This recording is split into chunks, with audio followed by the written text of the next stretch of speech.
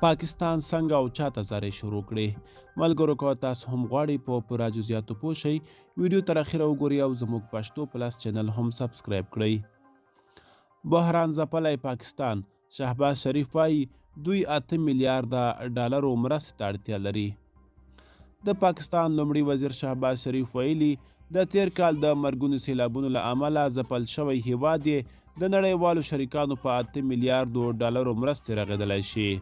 ښاغلی شریف نن دوشنبې د مرغومې 19مه له پاکستان سره د مرستو په اړه د جینوا کنفرانس ته ویلي چې هیواد یې راتلونکو 3 کلونو لپاره له خپلو نړیوالو شرکتونو څخه 8 میلیارده ډالرو ته اړتیا لري. شهباز شریف ویلي په دې مرستې سره به وکولی شي چې د تیر کال د ویجاړونکو سیلابونو له امله دا ځپل شوی هیواد ورغوي. تیر کال د اقلیمي بدلون له امله په پاکستان کې مرګونو سیلابونو دغه هیواد له سختو اقتصادي ستونزو سره مخ کړ چې ډېرې ځاني او مالي تاوانونه یې اړولي دي. دغه سیلابونو د لږ تر لږه 1,100 کسانو ژوند واخیست او شاوخوا 8 میلیونه وګړي یې بې ځایه کړي دي.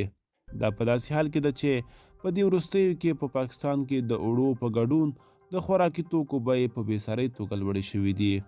د راپورونو له مخې په دغه هیواد کې د یوې بوجۍ اوړو بیه شاوخوا 8,000 کالدارو ته لوړه شوې ده.